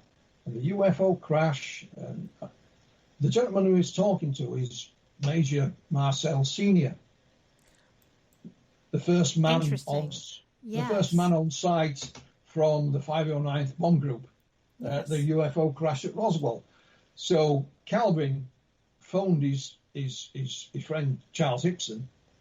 I said, is this guy, on the level? I don't know who he is. And Charlie says, yeah, that's he is. So Calvin went to speak to him a second time, and they met at, I think it was at a local hotel. We had a chat and a drink. He tells him more about this, the events at Roswell. The third time he went to meet him, he was back at Major Marcel's house, and they're chatting away, and Major Marcel said, oh, by the way, I've actually got 3 pieces of the UFO. I kept them. And they're hidden in, I think he's in his water heater. He said, all you've got to do is unscrew the top, and they're in there. So Calvin said, I was just about to go and get a screwdriver, and there was a knock on the door, and it was one of the neighbours. Calvin, again, being the gentleman that he is, said, look, I'll come back. You talk to your neighbour, I'll come back. I'm like, yeah, okay. That night, Calvin got sent offshore to work on the oil rigs. Was gone for over 3 months, I believe. And when he came back, Mr. Marcel had died, and that was, that was the end of it. Oh. And Calvin didn't tell me this story until just earlier this year. And I said, why did you not tell me before? He said, well, I didn't want. He said, I knew that Major Marcel had a family. I didn't want nobody harassing his family. I explained to him that Major Marcel's son, Jesse Marcel Jr., was also now deceased. and his family were involved in the UFO subject to a small degree. So Calvin said, okay, and he told me the story, and we wrote about it. Calvin also went and stayed, I think, for 3 days with Betty Hill. Very well-known, Absolutely, I didn't know that. Yeah, he met Betty at a TV show. He wasn't going on, he was there. I think Charlie may have been going on. And she said, why don't you come up and stay with me for a few days? And he said, well, we'll go now. So we went and stayed with Betty for a few days. He was hoping that she may be able to provide some of the answers he was looking for, because she'd already been down this route. Yes. But of course, she couldn't. But he said she was a lovely lady, and he was glad he spoke to her. And, we wrote about that as well. And Calvin doesn't think any of these things are significant, And, for example, with this Norwegian musician, Calvin never said anything. She just contacted him and asked permission to use some of his. She must have got him off a website somewhere or a podcast he's done. Could she use his voice? And he, the gentleman he is, he just said yeah, and never thought to say anything. And then he just sent me a link, and here it is. It's out. So. That is so how I take him. Well, when last year, for example, when Johnny Cobb and Johnny McCoy wrote Blackwater Blue Moon, they'd already read the books, and I mentioned to them on an email, I believe it was, that a gentleman had contacted me and said, when there's Blackwater and a blue moon, strange things happen in Pascagoula. That's where they got the title for the song. And they wrote it and recorded it in no time. And again, you can find it on YouTube. Absolutely. And it is a great song. And so Calvin bought it, he downloaded it, and he put it on a CD. And he says it's the first time his wife, Wayne, had ever used a CD in their car. She put this thing on, and they were driving around town. This is like two teenagers with this blaring out, That I can see.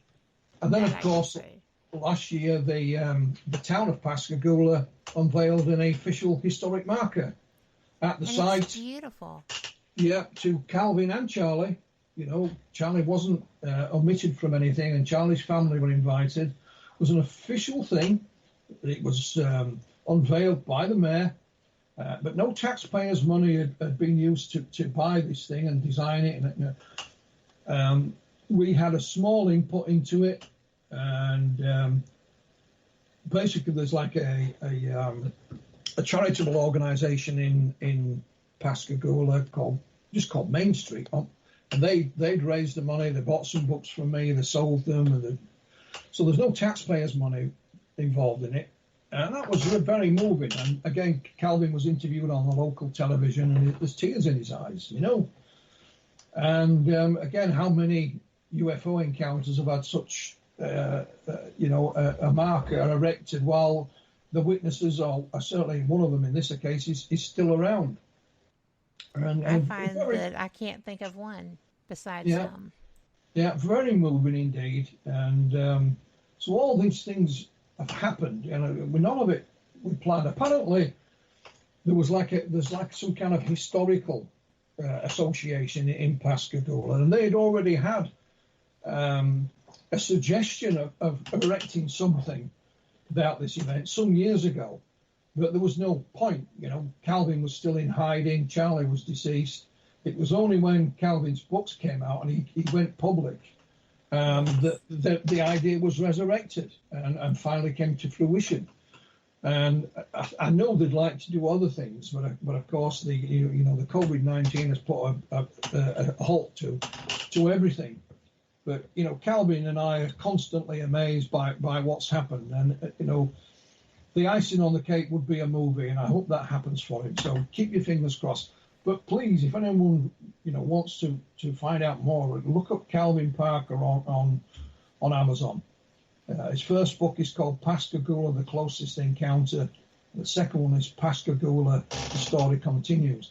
We've actually just released both books now in full colour as well, but they are rather expensive, I'm afraid. But the black and white ones are still available for anyone that wants them. And you will be amazed, you really will. It's one of the most interesting experience stories I have heard, because, you know, Calvin fought back the second time. Yes, he did. And it just was like, I find that to be one of the most interesting aspects of that second encounter, is that he did not go quietly. He was still pretty angry. Yeah. You know. And Calvin is still Calvin, although this had a very detrimental effect on him. For example, I asked him, what time did any of this happen? Back in 1970, what time was it? I don't know, didn't wear a watch. You know? Yes. It was like I was asking a dumb question, really. You know? And he still doesn't wear a watch.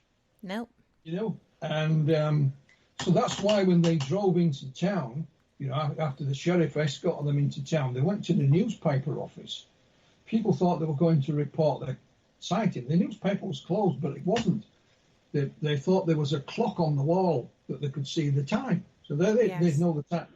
And, you know, the amount of times when he's been doing things and gone places, I've said, take your camera with you, make sure you take photographs, you know, and we've got a record of it. And there's been a few occasions where that's not worked, you know, because that's just not Calvin, you know. And but Calvin and I have become friends, although we've never met, you know, in person. I speak to him fairly regularly online, like we are today, and he's a great guy, and so is his wife Waynette, and I just hope that, you know, he gets the movie done. I hope he does too. But it is a fascinating story, and you know, who knows where it's still going to lead. I'm sure something else will crop up. The one thing we are looking for, Kat, and I'll mention it now just in case. As I said, Dr. Alan Hynek was on scene within 72 hours of this happening. Calvin was amazed how he got there so quick. And Calvin kept in touch with Dr. Hynek for a few years. Calvin's now friends with Hynek's son, you know, and they've met and laughed. But we're led to believe that this was one of Hynek's favourite cases, and that he kept his own personal file on it. I'm not saying there's anything untoward in this file or anything amazing, but it was one of the few files he actually took home with him. He didn't leave it at their offices. And of course, we've been unable to locate it. So all we ask is if anyone, you know, I know it's a long shot, but if anyone has any idea of where this file may or may not be, please let us know. It could just well be newspaper cuttings and correspondence, but that was great. That would be great. There's an old TV clip, for example, as well, Kat, of Charles Hickson being interviewed in his house. Oh. And he's in his bed, and he's surrounding it. He's just a mass of letters. They're everywhere. There's piles of them. So then, you know, where did they go? Maybe they've gone and we'll never see it. Now, you mentioned earlier a gentleman called Eric von Daniken. Yes. I've also been told that Eric von Daniken went to visit and spoke with Charlie Hickson. I haven't been able to confirm it, but it sounds authentic. I would just like to have got Eric's. Yes, I just said yes, I did go and speak to him. Whether he remembered anything that happened is another matter. But so that's another thing, you know, little things like that. Did you know, for example, that Charles Hickson narrated the encounter on a vinyl record? I did not know that. Yeah, and I have the audio of that because a friend of mine in Greece has a copy, and I've just managed to buy a copy of the vinyl. I can't play it, but I've got a copy. And it is just Charlie telling what happened, you know. And I didn't know that when I set off on this. My Greek friend is a gentleman called Stefanos Panagiotakis. Sent me a long time to practice his surname, I can assure you. Now, in I have that 1981, trouble with Greek names too sometimes. Yeah, in 1981, Stefanos was in the Greek Merchant Navy, but he was also a UFO researcher. And of course, the case he was fascinated with was Pascagoula. Just so happens that the boat he was on, the ship I should say, docked in Pascagoula. And it got delayed, so he had a week there of shore leave. So he set off to try and find Charlie Hickson. He went to the newspaper office at first, and he was given, because he was Greek, he was given the details of a Greek pastor, a gentleman called Sigalas. And apparently, this pastor had also been a witness that night. So Stefanos went to interview Mr. Sigalas. And yes, indeed, he'd been with a colleague, two colleagues actually. And that night in question, October the 11th, 1973, they were on their way to a Alcoholics Anonymous meeting. I think they used to chair it, you know. And the UFO literally flew over the road in front of them, heading towards the river. And they took a photograph of the area and even drew a picture of the UFO on the photograph. So I'm sorry, they were on their way to an AA meeting. Yeah. And saw that there are a lot of people that would have not been able to go there and say, yeah, I'm still clear. I mean, that would be so unusual and unexpected, and not to make light of people that do that, but it's really, that would be something that could drive you to drink. Yeah, I think the pastor was like the chairman of the meeting, you know, because he was a clergyman. Well, sure, and then he was given, eventually Stefanos was given Charlie's contact details, phoned him, went to meet him, and he interviewed Charlie Hickson at home. Charlie gave him one of the records, and it's all signed. So I published, Stefanos had written this all up in a long-running series of articles in a Greek publication. So we put it all together and put that into a book as well. Wonderful. But what it did, Kat, it showed us that there was, until we, I mean, Stefanos contacted me after Calvin's book came out. He saw it, and he contacted me and told me this amazing story. So we knew, again, that there were other witnesses out there. Here we have a guy in Greece, you know, telling us he met and interviewed one of the witnesses, and he had the transcript of the interview, photographs of the gentleman in question. He even had the tape recordings of his interview with Charlie Hickson, which he's given me. I have them here in a file. And so we knew there were other witnesses out there. And here was another example that confirmed that for us. Because even in Charlie Hickson's book, which was published in 1983, there is a witness in there. So, you know, the case itself and the information surrounding it just builds and builds and builds all the time. One way or another, be it eyewitnesses coming forward, or old ones located, or people writing music about it, or you know, the town unveiling official markers and all this kind of stuff, you know. So where it's going to end, I have no idea, but, you know, I'm just grateful. I was honoured just to speak to Calvin, let alone anything else, you know. And I'm glad things have worked out the way they have for him. Well, and that is why y'all are friends. Yes. Because you are happy for him. Yes, I am. I think that, well, I do know that their regard for you is very strong also. They think the world of you. So. Well, the way I look at it, you know, I told Calvin exactly who I am and what I could and couldn't do. And I've stuck to my word. I've done exactly as I've said I would, you know. Yes. And, you know, and we've worked together as a team. I've also been assisted by a chap by the name of Douglas Wilson, who's a MUFON gentleman in the area. Doug has interviewed some of the new witnesses. Also, Dr. Irina Scott has been a great help. Irina's done the same. And and she's interviewed a number of the witnesses. I've interviewed them, but I couldn't always get hold of them, Kat, because of the time difference. It made it a little bit awkward. So it made sense from someone in stateside to do it rather than instead of me trying to find them. And I think it also helped that they had an American accent, you know, rather than some strange guy from across the Atlantic phoning them out of the blue, you know. That's funny. But we've worked together. Because I would have thought you would have trouble with theirs. No, you know, you have to remember, my mother was Irish, so I got used to her accent. Yeah, my father died when I was young. My mother remarried some years later, so my stepfather was Polish, so he had a Polish accent. So I'm kind of used to you know, to living in an environment with different accents. Although some of the American phrases and things did kind of baffle me at times. I mean, I remember when I was.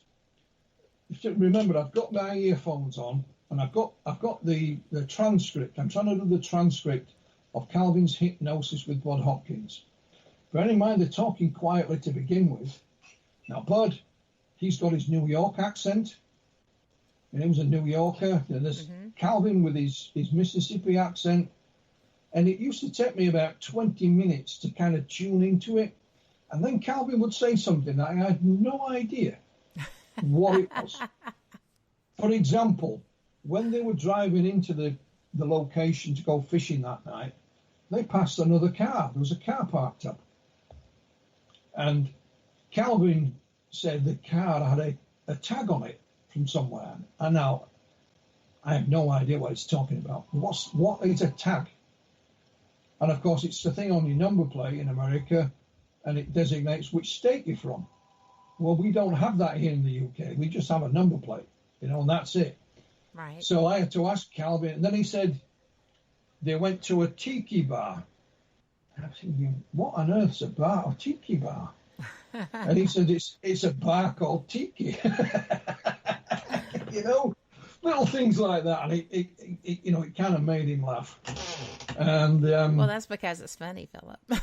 Well, yeah, you know, but I had no idea what Tiki Bar was, and he said it was done up with palm trees and that kind of thing. When he told me that, it made sense, you know, and so you know, we went through things like that, and then of course what we've also done, there's still a couple of the officers that from law enforcement who were involved that night. So we've got statements from them. So we've got that, and what I was trying to explain to some of them, not with the greatest respect, we wanted to get as much detail on the record while we still could, because none of us live forever, you know, and that's to put it, you know, kind of bluntly. So, well, but I mean, it's fact, and where Calvin lives, you know, I'm about maybe 90, if that, miles away from him when I'm on the coast. And you just never know. From year to year, we've been quite some time, knock wood, without something catastrophic. And I'm good if we go that long again. So, but you don't know. And Katrina, Katrina caused flooding damage and wind damage in New Orleans, Katrina destroyed a large part of the Mississippi Gulf Coast and the Louisiana Gulf Coast. There were entire towns gone. Yep. So the fact that you were able to find anything post-Katrina is astounding to me in that area. Well, we contacted the sheriff's department and the police, and they said the same. All our stuff was gone with Katrina. You know, I think certainly the police department even damaged the buildings, you know. Yes. I think Calvin's house was under about 12 feet of water. Just from a storm. I think it was last year he was flooded for I don't know how long. He had to go and live with a friend, you know. So whilst it's a beautiful view because he lives right by the river, and it is indeed beautiful, you live with that threat all the time. And as Calvin's explained to me sometime, that although the hurricane will perhaps not hit them, it'll be further up the coast, but then the river floods 2 or 3 days later. You know, all the water comes from it. So, and you know, it's always worse on the east side. We call that the dirty side. Yeah. Because that's where the rotation of the winds and, the damage actually comes to there. But I have to be honest and say a big thanks to all the UFO groups that we contacted and individual researchers, every single one of them who had anything, related to Pascagoula, let us have it, But we know there's more out there. Just we don't know if it's disappeared or it's lying in somebody's basement, And even if it's just newspaper cuttings, we're grateful for anything. Because it all adds to the story, Kat. And of course, this is Calvin's story. He's still alive. And what precious few things he had is gone. For example, he did a TV interview earlier this year. It's not been broadcast yet. The amount of times that they contacted both me and Calvin and said, have you got any pictures of Calvin when he was young? And I had to explain again that everything was washed away in Hurricane Katrina. I'd asked the very same questions of Calvin when I first got in touch, so that they don't exist as far as we're aware. But who knows, So if anyone is out there and have got any documents, newspaper cuttings, any information about the Pascagoula case, please get in touch, and we'd be ever so grateful for your assistance. And again, thank you to all the witnesses that have come forward, especially Mr. and Mrs. Blair. Mr. Blair was very ill when he first spoke to us, and it's interesting. And there may be another surprise in this. Mrs. Blair, who saw this grey creature in the water, as well as seeing the blue light, said that she often wondered if the same thing hadn't happened to her and her husband that happened to Charlie and Calvin. So I think there's more to her story than perhaps we know at the moment, but now's not the time to go down that route. It's not that long since Mr. Blair died. But, if there's any other witnesses, please step forward. We'll gladly speak to you in confidence if so required. I think that's very, I don't know if likely is the right word, the fact that she saw it in the water. Mm-hmm. And if she's from there, if she knows what an alligator looks like, she would have been able to differentiate between the two, or a manatee. Oh, yeah. So, if it were somebody that were not accustomed to water creatures, then you could see a confusion. Right? Yeah. Not so much somebody who is from that area and well versed in what is lurking at night sometimes. Yeah, and certainly Mr. Blair. I mean, he worked in the fishing industry. He must have seen everything you can see in the river and the sea, and he described this humanoid, as he called it, coming up out of the water and going back across the river, and then he saw the UFO take off. Now, what is interesting, I mean, Calvin can remember pretty much most of this. Didn't really need hypnosis, but he tried it. What is interesting is when Calvin was driving up that night, as I told you, they passed this other car. He could tell you the make and model of the car and the colour and everything. But it was only under hypnosis that he could read the number plate. Isn't that interesting? So, but the story hasn't finished there. So he got the number plate. He hired, this is some years ago, a private detective to track down the owners of that car, and he found them. Now, this was a courting couple. Is that what we call it? I don't know what you call it. But the gentleman had since passed away. But the lady was still alive, but she was in a nursing home. And Calvin went to speak to her and spoke to her on the proviso that he didn't tell anyone where she was and her name, because she was getting on in life. And she said, yeah, we saw it that night, Mr. Parker, and we saw the UFO take off. We haven't put that in the books because he didn't tell me the story until afterwards. So we've left that in abeyance, because I was hoping Calvin wants to do a lot of things, but he's not been in the best of health himself. Yes. And he is an honourable man. He is. And if he said, I'm not going to give that lady's name out, then he's not going to. Ever. And that includes to me as well.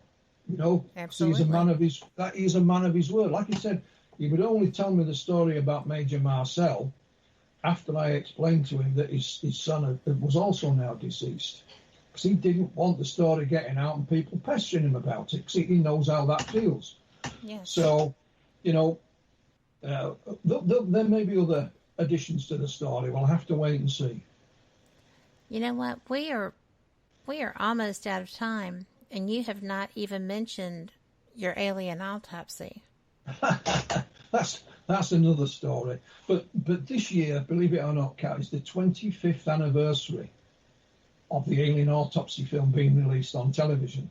It's released around the world in August of 1995 by promoter Ray Santilli. He claims that this is one of the aliens, found at Roswell and autopsied, and there is some wreckage, some debris film released as well.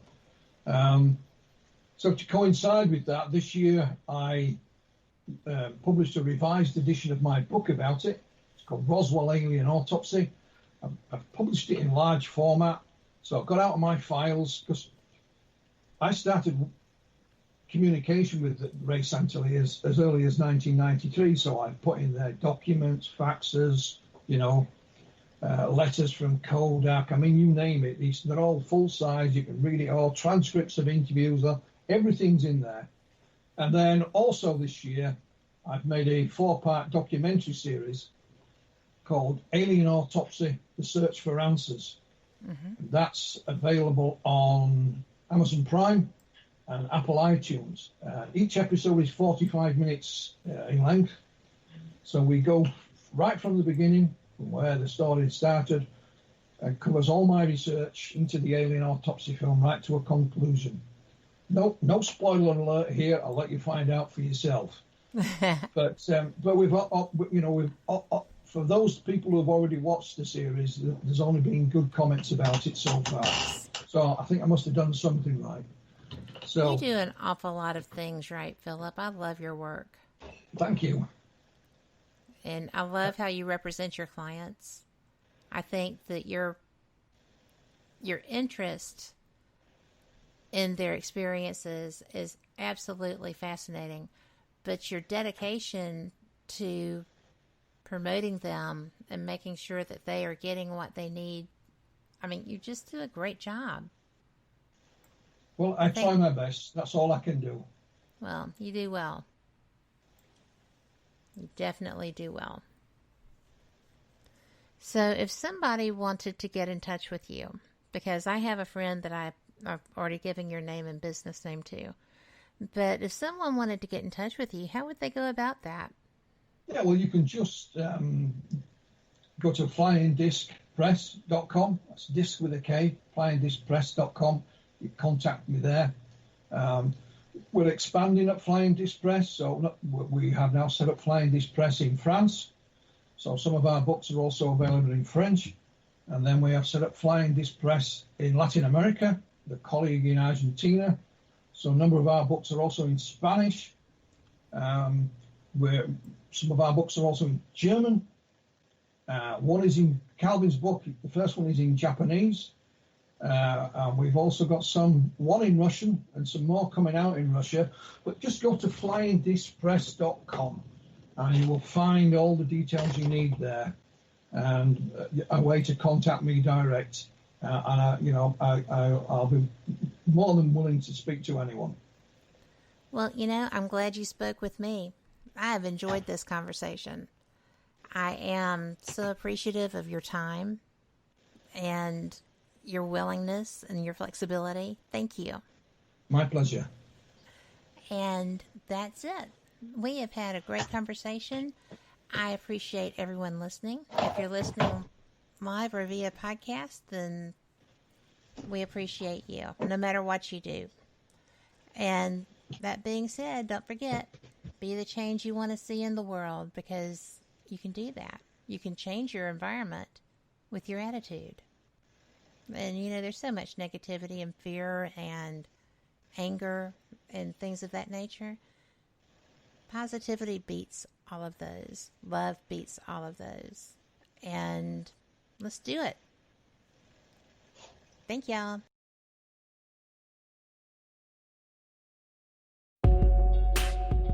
You're listening to WBHM Digital Broadcasting, the best in paranormal talk, only on Paranormal Experience Radio, broadcasting live out of Birmingham, Alabama.